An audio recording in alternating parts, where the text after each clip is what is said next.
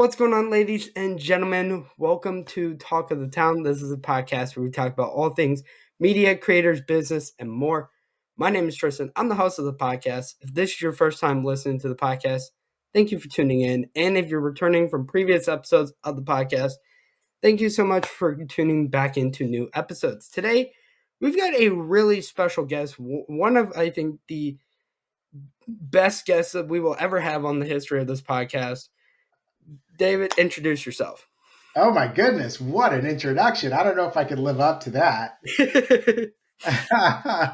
My name is Dave Scott. Nice to meet everybody. I am the founder of Evil Genius Games. Well, David, thank you for coming on to the podcast. Talk about what Evil Genius Games is before we get into your early life. Absolutely, yeah. So, Tristan, you ever played a game called Dungeons and Dragons? I have not, but I've heard of it. Oh my goodness, it is all the rage. 150 million people worldwide play this game. It's part of a $30 billion industry, and it's not just for nerds like me anymore. Cool people are now playing Dungeons and Dragons, thanks to the popularity of Stranger Things, as well as to the popularity of movies like Honor Among Thieves, which was one of the top blockbuster openers last summer, and then the very, very successful PC game Baldur's Gate 3. So now it's cool to play Dungeons and Dragons, which is basically a tabletop role playing game that was invented in the 1970s by a guy named Gary Gygax in Lake Geneva, Wisconsin. It's where a bunch of you and a bunch of your friends get together around a dinner table and play make believe. You know, you roll up a character like an elf wizard, and you go on adventures and slay dragons. Game's been around for 50 years, but no one has ever really challenged them in any meaningful way. They are the juggernaut in the space. And not only that, but the fantasy genre, the genre around elves and wizards and dragons, has been the dominant genre. And so we here at Evil Genius Games think we should be doing something a little different. So what we've done is we've created a tabletop role playing game that, instead of focusing on elves and wizards, allows you to focus on modern day heroes. So you get to play Rambo, John McClane, John Wick, and all the other cool people that you see within the movie theater. Wonderful. So, talk about your early life. Where'd you grow up, and what were you into as a kid? Yeah, so I grew up in Sacramento, California, which, is a thriving metropolis now. It even has its own mayor, but back in the day, it was a hick town. I lived in the unincorporated version of Sacramento, which is now called Elk Grove, which it itself has its own mayor now, which is insane. I remember there was like one pizza joint and one stop sign, and that was it when I was growing up. Now it's a metropolis with its own police force. But yeah, that's where I was born and raised. Always had a love for things that were nerdy. As soon as I picked up the first Spider-Man comic book, and then I went away to sleepaway camp, and they were playing this Dungeons and Dragons game. I remember exactly what the module was. It was Return to White Plume Mountain. And lo and behold, they were playing this game, and I fell in love with it. And I went back to sixth grade and found a bunch of friends, and have been playing it pretty much with the same friends that I played with when I was 11 ever since. So that's the kind of stuff I was into. I was also a reasonably cool kid, student body president, debate champion, played a little baseball and football back in the day. But my love has always been sort of tabletop gaming in general. Absolutely. I mean, I share that love for debating. Oh, Um, yeah. you know, I Lincoln Douglas, what were you doing? I was told many times by both my parents and multiple of my teachers in high school, had my GPA been higher, that they probably would have loved to see me on the speech and debate team because I could outtalk anyone in an argument. And so, like, that's one of the few regrets I have of my high school years, is that, like, I didn't shape up my grades at one point and been like, yeah, let's try out a year of speech and debate.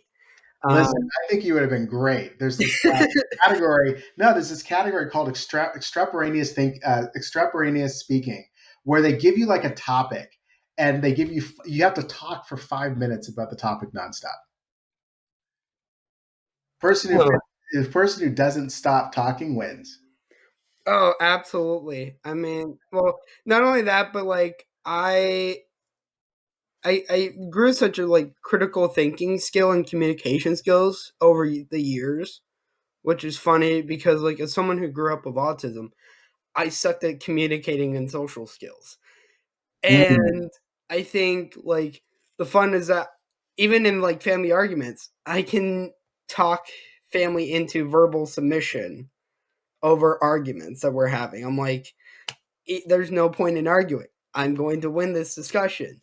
Um, so I feel that. So where'd you go to college? Yeah, so I actually graduated from College of William and Mary in Virginia, the oldest university in the country. Don't let Harvard fool you. Home of Thomas Jefferson. My alma mater started in 1693. Yeah, I really liked it. It's a liberal. You kind of can consider it a liberal arts school. It is a state-run school, but it forms like a liberal arts school. So I actually got 2 degrees there. I got a degree in philosophy, specifically applied philosophy, as well as a degree in computer science. So why the two different spectrums of that? Like, you know, you figure most people, if you're going into philosophy, would pair that with like a law degree or some like, you know, social degree. Why the computer science? Yeah, well, I did. I wanted to be a lawyer going into William and Mary, and I thought a philosophy degree would be really fun. And then fell in love with one of my teachers, who taught me applied philosophy. And for those of you who don't know applied philosophy, there's like 2 types of philosophy. There's stuff like Nietzsche, and I think therefore I am, which is super confusing, or like I are you there, or are you a picture in my mind? I've got no idea about that kind of stuff. Then there's like applied law, which is like economical philosophy, or stuff like concept of scarcity, stuff like Kierkegaard, Machiavelli. Thomas Jefferson is actually a philosopher by every right, right? And so, how do you form governments? How do you form society? What's the difference between right and wrong? That's the stuff I got super fascinated on. But when I called my dad and said, "Hey, Dad, I'm going to get a degree in philosophy. How do you feel about that?" My dad said, "Son, the only way I'm going to pay your tuition is if you get a degree if you get your degree in a major you can get a job in." That's fair. That is fair. So I went in and said, "Okay, well then maybe I can get and I was good at computers, so I was like, "Hey, I get a computer science degree as well." Yeah, I've always been told by my grandparents are like, you seem like really great with like computers and gaming. You might as well go get like a data science or like a computer degree. And I'm like, I can't do that. I'm like, the ADHD in me would be it like sure, like super analyzing every line of code possible, but at that point it's like I don't want to be. It's like I willingly have been choosing to sit in front of computer screens for 17 years. I don't wish to do that the rest of my entire life. You know, um, but you know, from there, what are some of the lessons that you learned while being at William and Mary? Wow, it's an interesting institution, and really just some of the best people I've ever met there. The entire company, the entire university is run by an honor system. So there are no rules, but there is this sort of student-run honor society that sort of creates the rules, or judges you, which is sort of an interesting sort of Lord of the Flies kind of concept. So I think that's sort of fun. And then also, what's really neat about William Mary is just this concept of heritage, right? Like, it's such an old institution that there's so much that has happened at that university, right? So much history had been there, and just having a bit of an appreciation for that, sitting in it while you're also studying it, was super cool. The huge Blackbeard the pirate was hung on our campus. How many campuses can say that? I mean, I think of all the college antics I've ever seen, that's probably the least problematic. You know, like I've seen like I remember I think like a couple years ago here in Nebraska, like there were like student dorms that were getting like TP'd and like raves are certainly a thing, not just at Nebraska but at other colleges. Mhm. Like if somebody had told me, growing up as a kid, like, hey, Arizona State is going to be the number one college in the nation for partying and student life, I'd be like, well, that's odd, but okay. Um, you know, um, but from there, you went on to Wharton, which, if anyone hasn't ever heard of Wharton, you've probably been under a rock for a few generations. Um, but what was your experience at Wharton like? Yeah, I mean, listen, like, it's a daunting place, right? All the captains of industry get there. President Trump went there. And it's the oldest business school in America. Um, and they have a rumor for being really cutthroat. So when I first got in, I was really concerned. I was like, no, I want to go to like, a soft and squishy school which gives hugs like Stanford. Yeah. But I didn't get into Stanford, so I guess I had to go there, and I loved it. It was fantastic. Everyone I met there was amazing. You're sitting next to these folks who are like way, way more impressive than you are. You're learning from them. You're contributing, and when you're there, dude, I swear, like you think you can just do anything. Like you can just conquer the planet at that point in time. It's fantastic. Were there any people in classes that you had, or your graduating class for that matter, that have gone on to do tremendous things? Yeah, but most of them have. But in and around my class was the CEO of LinkedIn, founder of LinkedIn, the founder of Zynga, Mark Pincus, just to name a few. That's amazing. I'd love to be a fly on the wall in some of those classrooms. Like, I remember telling somebody, I would kill to be my age right now, go back in time to that infamous Y Combinator photo where it's Paul Graham, and then you've got like Zuckerberg, and you've got like like Peter Thiel and so many other people that are just in that like room that they were in at that time, and I'm like, that would be the most like amazing moment of history. Yeah. To be in a room with people who, like, now when you think about it, are super intelligent and revered. Well, I always thought like, hey, so Jeff Bezos, right? He was supposed to be an investment banker, and he decided he was going to sell books online. Rumor has it he packed up all of his shit in his car and drove across the country to Seattle, Washington. Like, I wish I was like that guy at the convenience store when he stopped off and bought snacks and was like, I think I'm going to do this crazy thing, and be like, fuck it, I quit. I'm joining with you, baby. Now, one question that always gets asked these days is, do you think a college degree has as much value as when you went to college? Yeah, yeah, it's a good question, and I think I was looking at a statistic, and it says something like 60% of people don't have college degrees, and obviously, you clearly can be fine with it. I actually am of the mindset that it's extremely important, and let me tell you why. It's for probably reasons you don't even think of.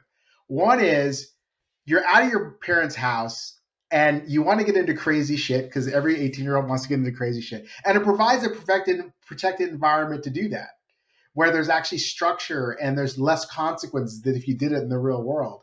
I mean, you have campus police, for God's sakes, Yeah.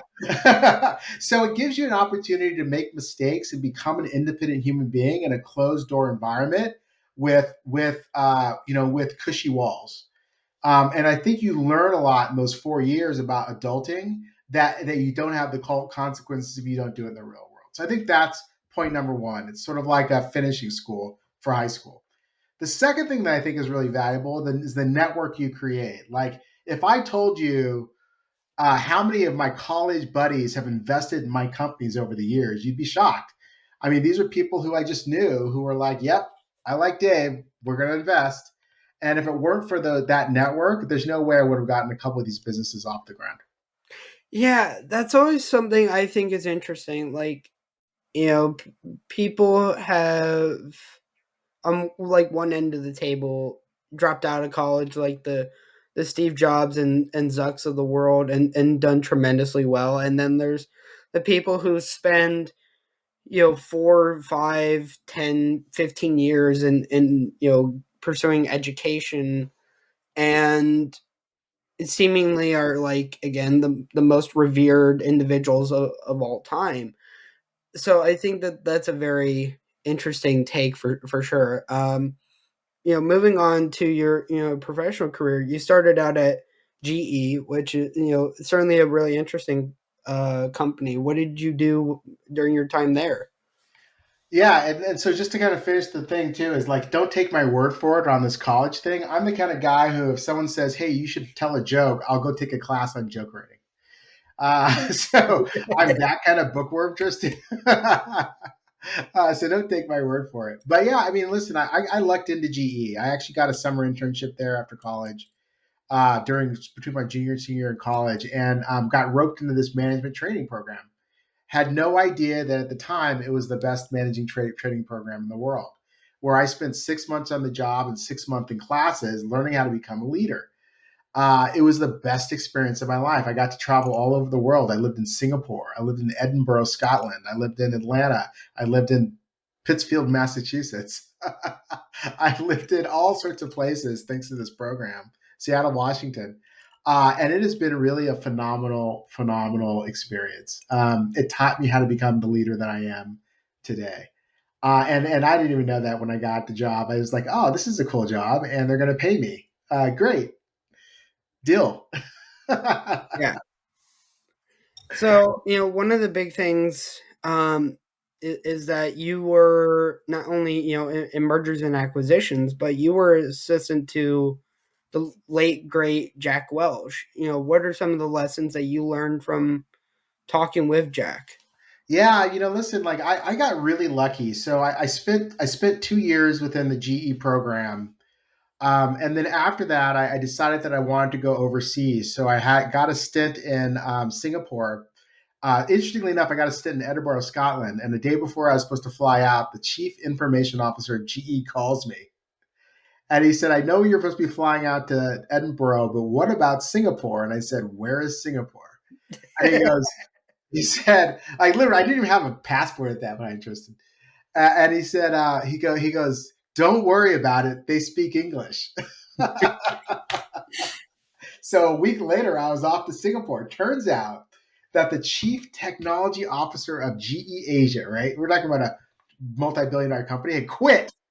They had quit, and they had no one to sort of like sit in the seat for like the 30 days that they would need to find the new one. So here I am, a 23, 24-year-old kid who becomes acting CTO of GE Asia, CIO of GE Asia, for what was supposed to be 30 days, where they're literally like, sit here, kid, and don't break anything. And it took him a year to find the role.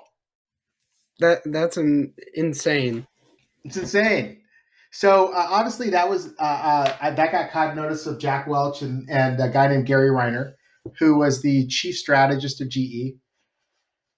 And I got a chance to meet Gary, and I said, Gary, I think I'm going to go. I don't know what I'm going to do next. He goes, why don't you come work for me in corporate business development? Let alone did I realize that that was working for Jack Welch. Turned out Jack Welch was a big fan of computers, had read a book called Techno Trends, which at the time was the hottest book in the world, talking about how most corporations misuse their IT budget. And he looked around all of his executive staff and realized that no one who reported to him was under the age of 50. And therefore, none of them had any clue what a computer was. So they hired me on, plus two other people, to teach Jack Welch about computers. That And that that's how must have been fun though. it was incredibly fun. It was incredibly fun. And so Jack was a bit of a practical joker. So he'd make me go get his laundry and his gardening supplies. When I flew in the plane, I had to fly in the jump seat because he thought that was funny. But probably one of the most brilliant people ever, right? Like, what was really his superpower was he just had this commanding presence, and this commanding understanding of the finances of the company and the levers that made the business go. And so you could be a PhD from Harvard, you couldn't get anything past the guy. Exactly. And I think that's why so many people, especially in finance, look up to him today. Um, like I think that's one of the things that is so respected about him is that you couldn't get anything past him, and at the same time, the amount of people who seemingly got trained by him. You know, people like you, people like David Zaslav at Warner Brothers Discovery. These are all people who, in some capacity, you know, had an involvement with Jack Welch that have gone on to do tremendous things. Mm. So from there, you know, you moved on to BCG. You know, what was that experiment like? Because I know consulting back then was probably like really great, but even now these days, like it's a very tedious, very thankless, and very scrutinized job. Yeah, I mean, listen, I actually had an opportunity to work for two different offices at Boston Consulting Group. I started out at the Washington, D.C. office, and then I moved on to the San Francisco office, and I really loved my time. I mean, talk about some of the smartest minds in the world, and talk about some of the greatest thinkers, and talk about solving some of the greatest problems in the world. I was exposed to uh, problems of Fortune 500 companies that I would have never been exposed to with any other scenario, right? Where we're really actively working with these businesses and these CEOs to really try to figure out how to turn their business around. And just the amount of access I had was absolutely unprecedented. I wouldn't change it for the world, but it's very academic. And if you're a person like me that likes to build stuff, it could be very stifling. I never forget it. My roommate, so my office mate at BCG, was a Rhodes Scholar, and he was probably the most awkward person I've ever met in my entire life. Yeah, You that, know what I mean? it's sort of funny for the course. Like, I remember reading somebody who did hiring for like a federal agency a couple years ago, and Mm. she said that she would turn away like any applicant who had higher than a 3.5 GPA because they were so textbook driven and not, you know, independently thinking, that like if somebody was like, hey, go do this, or like, hey, like, you know, come up with ideas on this, they would be like, okay, well, let me go look at the textbook, or oh, let me look at this, or, you know, point to some scientific study. And it's like, that I think is always really interesting, is like you either have these people that are like really high prestigious and like academically trained, and then like are so socially like awkward, or like can't connect with people in a certain way, and then you have the people on the other hand who are like not as like academically trained but learn like street skills. Yeah, yeah, I was definitely more on the street skills bit of it. I loved the rolling up your sleeves, and so for him, if he never left his office, he'd be perfectly happy. But for me, I always knew at one point in time I'd have to leave and get out and actually operate. Absolutely. So from there you went on to AT&T, and you know we're a part of the marketing and business development group there. What was that era like? Because you know that was early 2000s when, you know, the sort of telecom and web.com era was sort of still in its, you know, boom. Oh, even before that, actually, Tristan. So I actually joined back when AT&T's revenue was 99% voice. Wow. The only thing that they had, which was data, was uh, beepers. Do you remember beepers? Beepers. I was not alive then. Uh, That's what I'm. so, Yeah, that's my point. well, like, you know, I was born in September of '99, so like I'm old enough to remember like dial up and like the Windows XP error sound that like everyone goes into a cold sweat now if they hear it. Um, but like a lot of those things, like back then, like I remember one day I was helping my grandmother clean out her house in LA, and I came across this giant brick phone, like the size of a football. And I had to go ask my mom, I'm like, what is this? Because like I grew up with people who had, flip phones and slider phones and then smartphones. And it's like, what is this like giant, like thing that you have to put to your head and like stretch out the antenna and all that.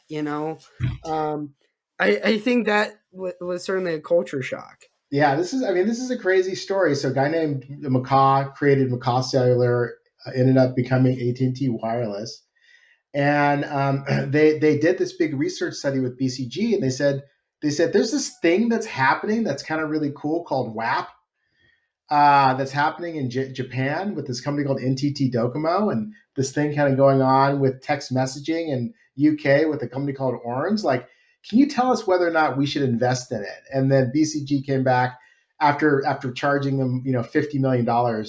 They came back with one answer: yes. So they came back, and so they built this new department, which was the Data Services Department of AT&T, and T, and I was one of the first 50 employees of it. And so literally we were like figuring out how to like sell data services. And the first year that I was there, we made $1 billion in revenue selling wallpapers, ringtones, and graphics.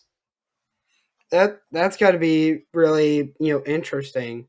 Um i i remember the wallpapers and graphics on phones back then. God, that that was that brings me back to some fond memories.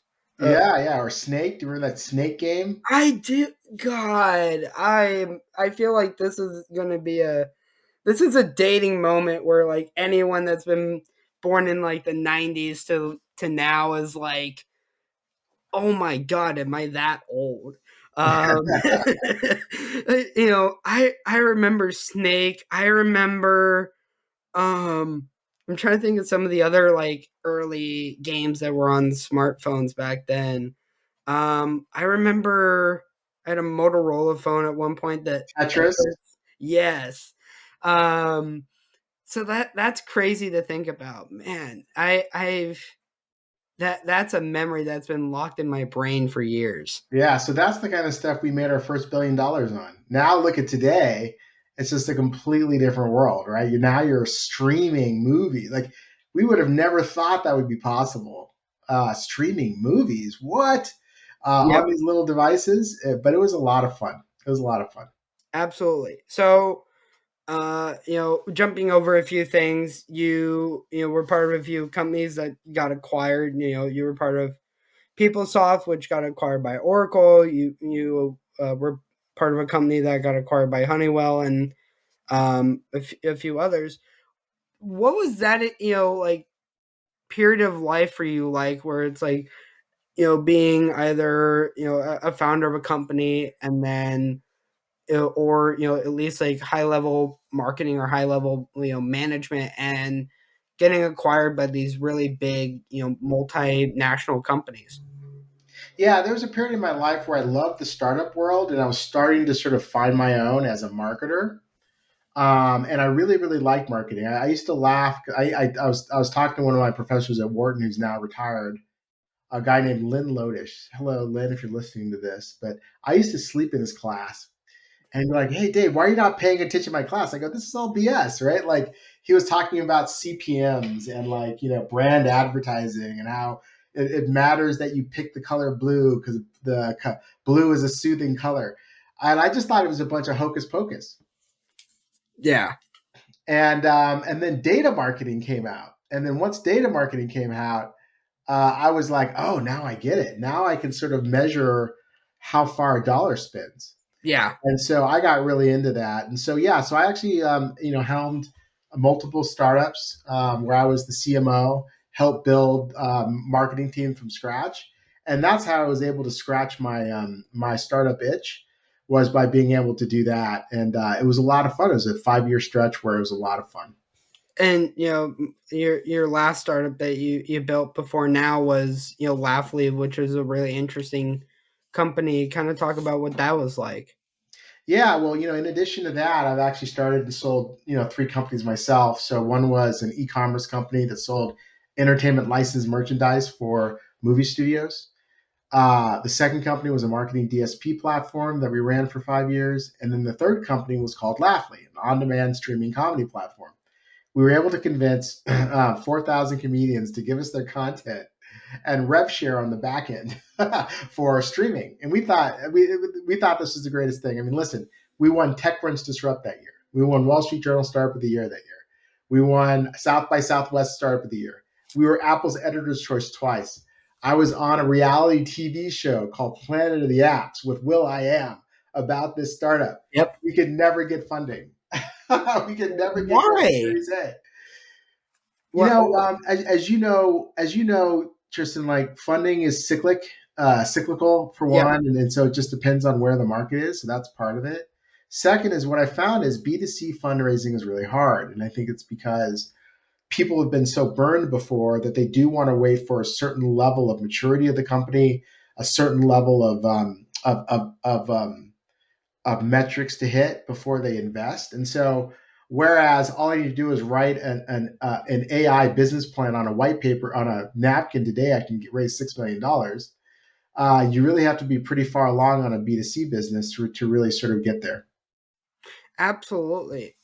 So from there, you moved on to this little blue bird called Twitter, and talk about what you did at Twitter. I did, yeah. This strange sort of like cyclical relationship, love hate relationship between big businesses and startups. So every single time I exit a startup, I'm like, I'm never going to do that again. I'm going to go to big business. And then every time I go to big business, I'm like, why the heck did I do that? I got to go back to startups, right? Yep. So it's funny how much you love the thing that you're not in at the time. So I went to start Twitter. Twitter was a really exciting value proposition. This was before Elon Musk. Yep. A really exciting value proposition where you can't deny the power of Twitter. I mean, 93% of world leaders are on Twitter. You can't it's just it's such an important technology for our day. And so yeah, I went there and I was head of self serve marketing, which is basically anyone who wants to buy advertising on the platform, and wants to do it by putting in a credit card or what have you. I ran all the marketing components of that, so it was a really really fun job. And for those that don't know, 99% of Twitter's revenue is made through advertising. It is, yes. you know, but between your time then at Twitter and looking at what Twitter has become now under Elon, what are your thoughts on the transformation? Do you think he's done good and bad things? What are the good things you think he's done? What are some of the the more touchy things? Yeah, I mean, listen, I'm not sure. Like, I'm not there today, and I don't use it as much as I used to. And Elon is a very smart business person, so my guess is that they're going to find a way to make this successful. It's a hard business to run, because of all the fakes and its role in society, and you're asking really really important questions about stuff like freedom of speech and things along those lines. So it's a pretty hard situation from that perspective. I will say the one thing I do disagree with is changing the branding. I mean, Twitter had a 90% worldwide brand recognition. Exactly. 90%. Who gets to 90%? Nobody, unless you're Coca Cola. Yeah. And it was positive brand sentiment at that. I don't know why he walked away from that gorgeous brand. Yeah, and I thought it was funny when like Elon was telling like I want to do banking, I want us to do social message like messaging, I want us to do all these sorts of things. Mm. And then like literally the next day people are like going through like the trademark database through the PTO, and it's like Microsoft and Facebook hold all the trademarks for X or X to do these things.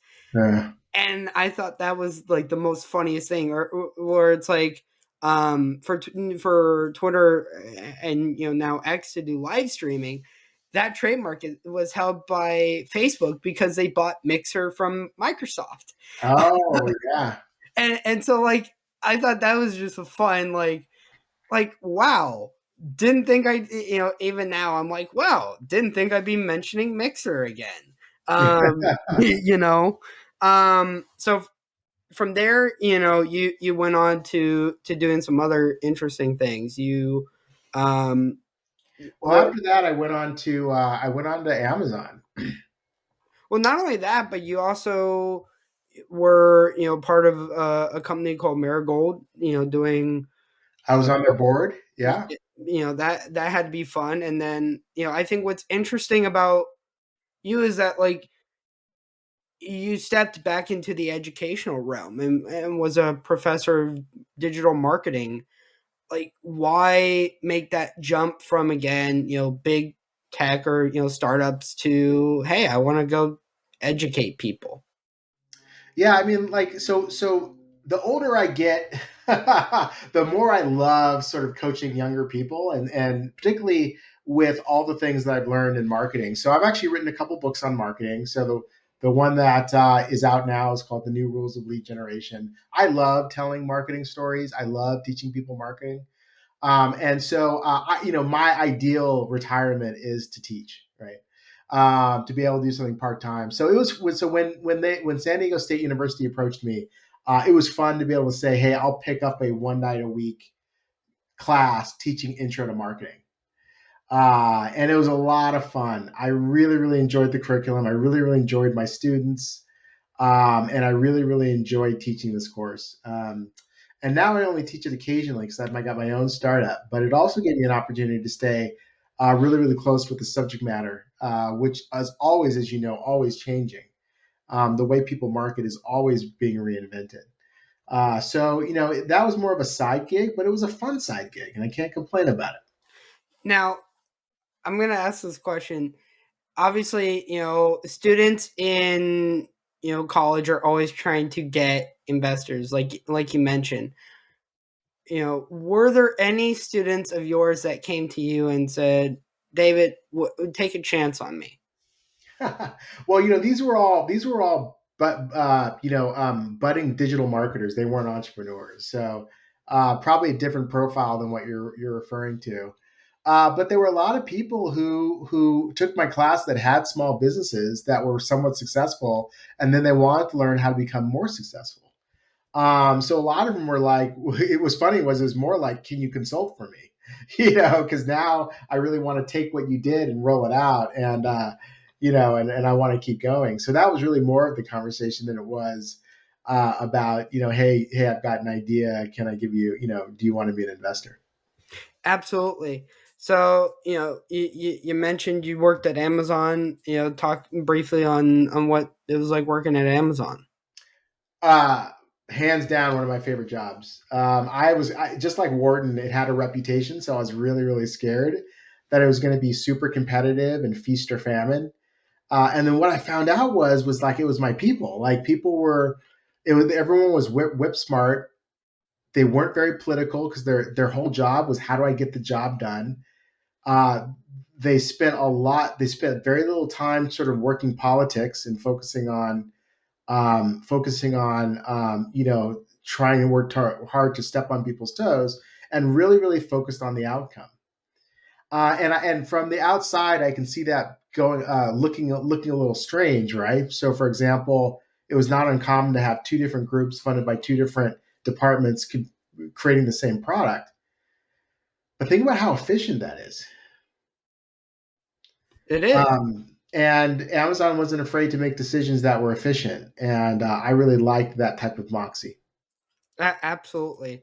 I think there's something sort of contrarian and unique to having two different teams build the same product and fight for that spot. It's something that we see out of venture funds like Y Combinator, where you look at past cohorts, and I guarantee you'll find any company that they previously invested into, and then you'll find a company that is doing the same exact product, and you trying to sort of corner the same market. So I think like that's a very unique way of doing things for sure. So created Evil Genius Games, which we talked about at the beginning of the podcast. Um, talk about what you guys have been up to in the 8 or 9 months since you started the company. Yeah, I mean, so listen, this business came out of my love for the game. Been playing it since I was 11 years old. Probably my favorite hobby. Uh, Probably didn't know enough about building a game to be in this position, but I was lucky because I had partners who did know how to build games. And I was smart enough to get out of their way and build the game that they could build, which I'm really really proud of because it is actually very very well regarded. It's a popular game. It sells really well, and it's got almost a perfect 5-star review on all the review sites. So I feel pretty lucky from that perspective. But what where I'm really focused on is how do you make Dungeons and Dragons hasn't changed. The experience of playing it hasn't changed in 50 years since it started. The same game that I played when I was 11 years old is the exact same game I play now. Pen and paper and dice. And technology has increased by leaps and bounds. So the question is there a way that technology can be introduced into the process in order to make the experience better without changing the fundamental value proposition of the game itself? And that's what I'm in pursuit of, is trying to figure out what that means. Absolutely. Now, one thing is like obviously you guys are in the gaming space and sort of the broader entertainment industry. What has it been like the last 8 or 9 months in starting the company, where the global entertainment and gaming industry has really been in a challenging period? Like as you mentioned, streaming is we thought streaming for like a decade would be untouchable and be the greatest thing ever, and now that's in decline across the board. We see television going from peak TV to sort of Moneyball like TV. Um, so like how are you guys navigating those challenges as a gaming and sort of broader media company? Well, what's interesting is that all that turmoil is really inherent of a situation where this industry is trying to find the right model to engage its customer base, and it's still figuring that out.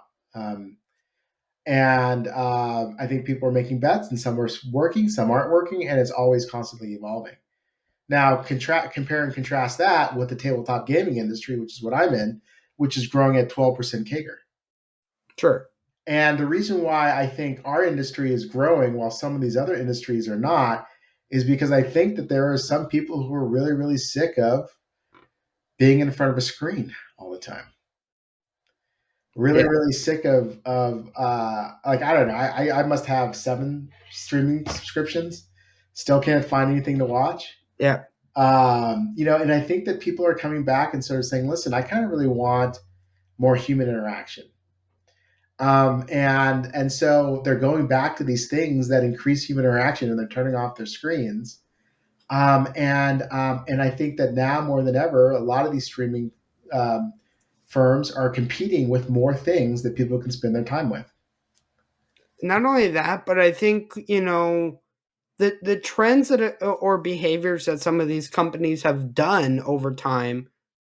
As someone who spends probably 85% of their day on Twitter, and especially in the pop culture space, Yeah, seeing the reaction every time Netflix cancels a show after 1 or 2 seasons, every time Disney, drops a Marvel series and it bombs, or the same with a film, or this, the same that we see with other platforms and content. It's not surprising this for people to say like, why should I continue spending time like doing this, or like, hey, realizing you're spending more money on 7 subscriptions than back in the day people were spending on cable. yeah, Like even YouTube TV is cheaper than getting like the 7 biggest streaming platforms, which I think that's crazy to think about. Um, but I agree with you that like there's sort of this interesting shift in culture where like the teens and 20 somethings like myself are discovering cassette tapes and vinyl and going out and like really prioritizing human interaction. And I think that's a really interesting um shift in society today. Now this is the point in time with the podcast where I like to turn the tables a little bit, and I'm going to turn the tables over to you, let you become the host of the podcast, bring up questions or topics that you want to talk about. So, David, the floor is yours. All right. Wow. This is unprecedented. So, I'm excited to be able to interview the interviewer. Um, I've got a couple burning questions, Tristan. Are you ready? I'm ready. All right. Question number one is this AI hype real? Like, come on. Is this here to stay? Is it, are there going to be real applications in everyday's life? Is it going to be stuck or is it going to be regulated out of existence? So, I think in some aspects, there will be. I think for um, entrepreneurs and marketing people, it'll be a lot better. You know, I don't think I think the fear mongering of AI is going to take away people's jobs. Like, let's be very fair. We are not getting to. It will be at least another 50 to 100 years until we're at that point where we have like Terminator style robots. Not that are gonna like eliminate us all, but at least like it's not going to be hey, walking into a grocery store a decade from now and instead of human people there's robots. I don't believe that. I think some of the concerns around AI, especially in entertainment or media, is valid. Writers feel like they want to be protected, and the same with creatives. I mean, I remember the like fascination of watching the intro to Marvel's Secret Invasion and thinking like, man, Marvel's so great with quality and everything, and then real like going on to Twitter that night to find out like, oh, that entire intro to the show is created by AI. I'm like, that's sickening because there's or not venture, there's visual effects artists out there who would be killing for that opportunity.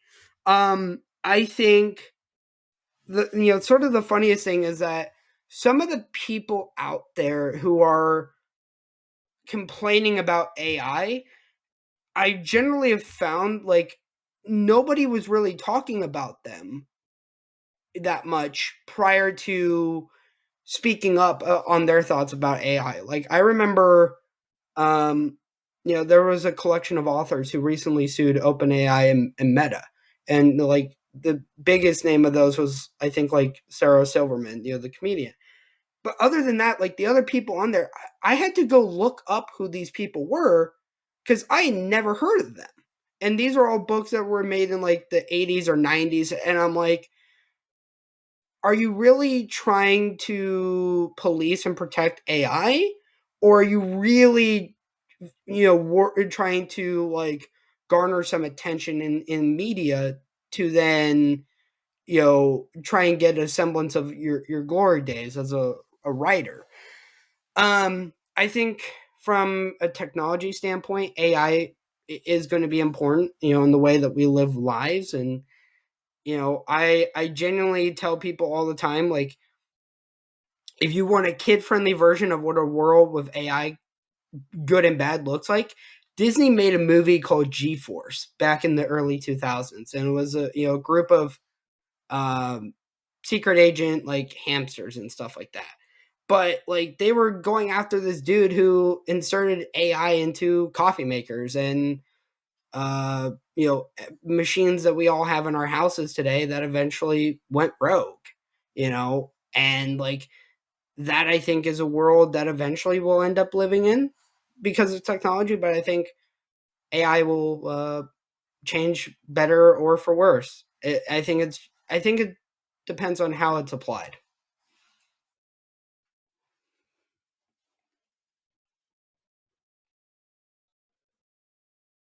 I can't hear you for some reason. Let Yeah, me. I think it's There we interesting. go. I thought there'd be a bigger backlash amongst educational communities, but now we're seeing, educational schools and universities allowing it. Um, and I just wonder, sort of like what my son, who's 7 years old, what his generation is going to be, sort of with AI assisting everything that they do. That's a good question. Like my sister's in university right now, and one of her professors one day, like, did a show of hands in the class. It was like, out of everyone here in the class, who knows about ChatGPT? And I think only three people didn't raise their hand, and my sister was one of them. Mm, And I was proud of that. Um, but at the same time, like, I think if there's I think if there's university involvement in how ChatGPT or other AI models are used, I think that's a good benefit for society because the research that can be taken from a Harvard business or from some bio lab that a university is funding or a emerging technology center. I think that can be a really big thing to say, like, hey, I have access to all this information at the taps of a keyboard. yeah. Versus where it's like, okay, hey, if I wanted to look up that information, you know, there's sometimes where you've got to fly to that college or that research institute and look for that information. I still recommend people do that because it's better to hold a book in your hands sometimes than just an audio book or reading on a computer screen. Yeah, it's funny. I don't know if I'm a huge movie guy, so I'm a TV guy. And did you ever watch that TV show Manhunters? I did. Yeah, I remember they used to like drive everywhere. That's the FBI crew. When they went to go talk to a professor, they drove to that university. Yeah, or like I remember it was on History Channel. It was American Pickers, Yeah, yeah. and like you'd see them in like some like small town of like 5,000 people, and then the next you'd see them at like some huge event in like Los Angeles or like Texas and meeting people and like the history that and like knowledge that people gain from that I felt was always like really cool. Um Moving away from the AI front, are there any other questions or topics you want to talk about? Yeah, I mean, you're a prolific investor. Tell me about what you think is going on with the investing community. Are they writing checks freely? Are they waiting for interest rates to go down? Do you think we're going to ever get back to the point where we're going to have an expansion period where all the good startups are getting funded? I think um I think two things. I think one, what venture funds realized is backing every startup that you see is not an entirely smart thing, and you've got to make hard calls. There are companies that I've wanted to invest into that I think great product, great vision, great founders, look at the finances and look at what they think the challenges are, and then I go, yeah, never mind. Like a really good example of a company that I initially passed on was last year, Substack. They held a community round for its user base, Mm-hmm. and I thought that was really great and really awesome. And then they go, hey, by the way, we're not going to publish our 2023 financials. You're going to have to go based off of our 21 and 22. And then on top of that, there were other challenges that they were facing at that time as well. And that's something where I looked at. Now, obviously, the amount of funds I'm dishing out in comparison to other venture funds, at a high level and tier 3 level is a vast difference. I think investors need to be smarter about where they're investing and making sure that companies can withstand. I think sort of this fintech craze that we've seen over the last few years with venture funds Mm-hmm. is going to slow down a bit just because, let's be honest, do we really need another fintech digital bank out there. There's way too many as is. Um, there's way too many platforms out there who are saying, "Oh, we're like this, but for these sets of people." And I think that's another problem as well. But I think sort of I kind of think venture for the last year or two has really been licking its wounds, Hmm. and really trying to, like every business, figure what works, what doesn't work. A good example of this is Sequoia, right? Sequoia has not had a really good 2 years because they gave, godly, hundreds of millions of dollars to FTX, and that blew up in their face. Mm. And then they had to separate the three aspects of their business, the venture capital here in the US, in India, and Asia, into their own companies, because they realized, hey, if we're investing in a company here in the United States, that means like we're not able to invest in this company in another region of the world, you Mm. know? And so like that's another thing. I think the venture funds that have smartened up and said, hey, we're gonna shut down and return money to investors, I think that's a smart thing to do, right? That's saying like, hey, we don't know if venture is gonna get better. We don't know if startup acceleration is gonna get better. We're just going to return this to you now, versus like, hey, we have like a colossal fund failure, you know. So that's sort of how I see, past movements to now. I think like I've really coined this phrase in my career, which is that the smartest will outlive the spenders. The people who say, "Hey, yeah, I've raised $100 million venture fund," or let's even go lower than that. Let's say it's a $15 million fund.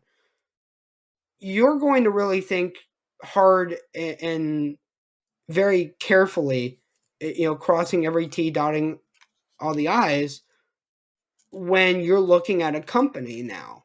And there's companies that I've seen founders say, well, we had we had interest from investors then, and that said our numbers were great, and then they took a look and saw this, again, even better numbers, and said that's not enough anymore.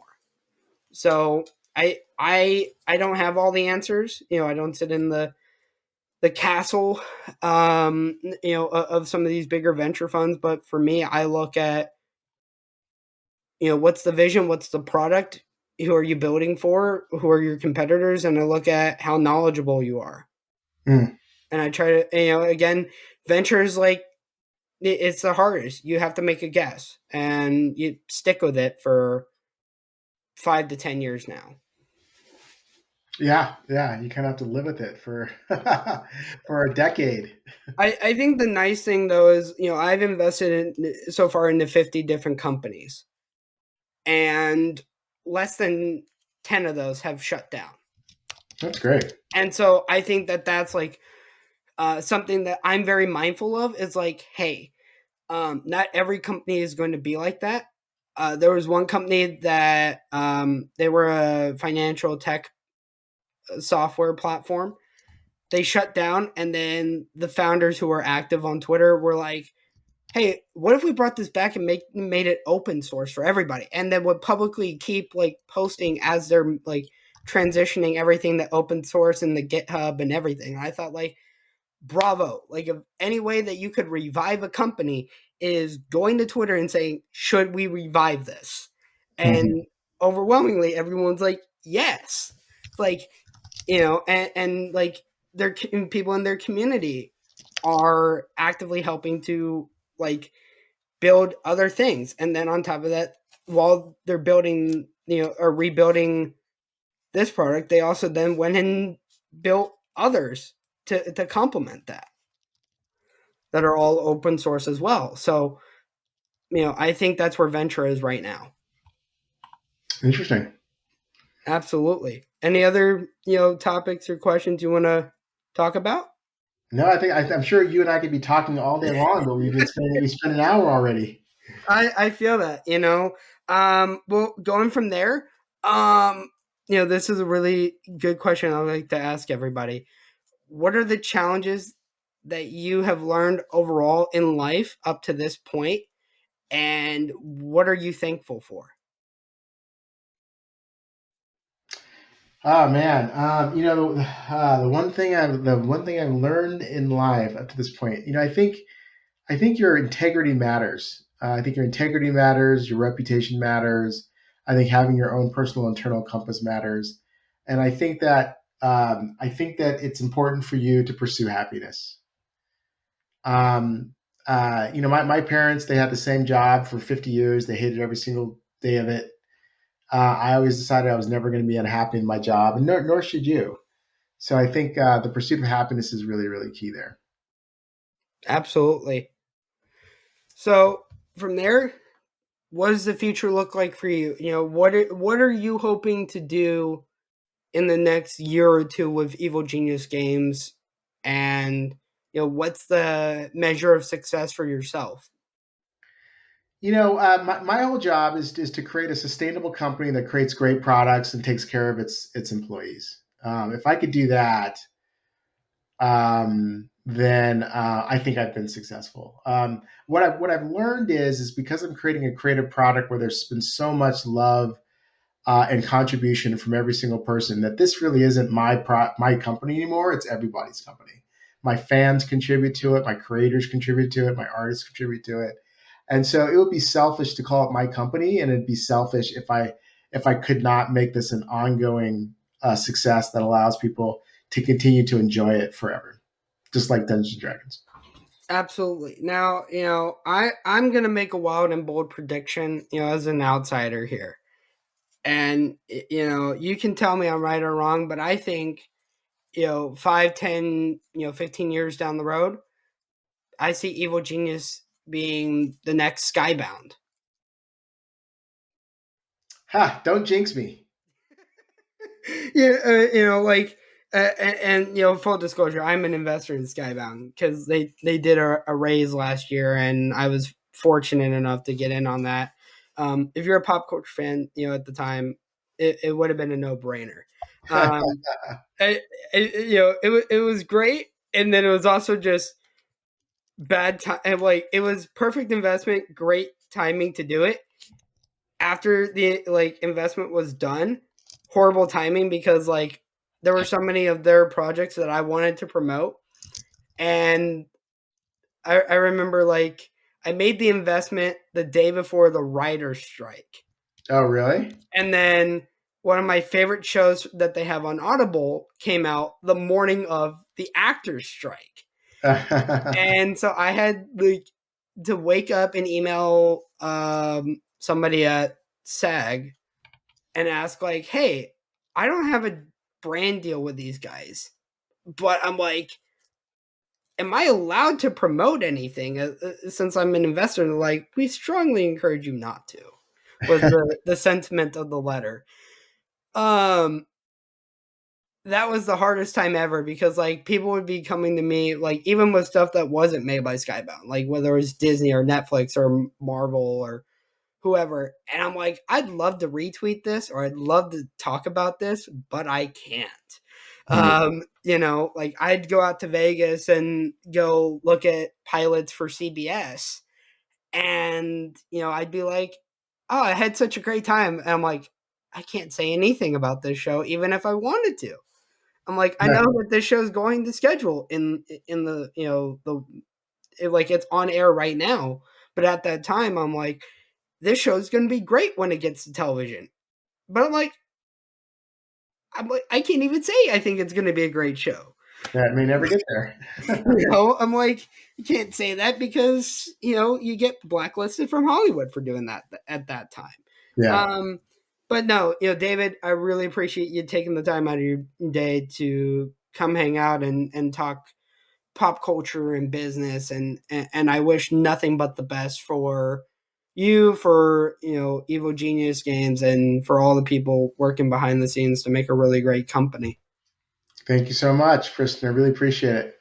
For those that want to check out what you guys are doing, where can people find you? EvilGeniusGames.com. Alrighty, well, you heard it there. David, again, thank you so much for tuning into thank you so much for coming on to the podcast. For those tuning into the podcast, thank you for tuning into a new episode. Really means a lot to myself and the guests that we bring on to this podcast. And we're going to try and upping the ante every episode with better guests and better conversations. If you want to check out the podcast on social medias, all the links are going to be in the show notes down below. That being said, thank you all for tuning in to a new episode.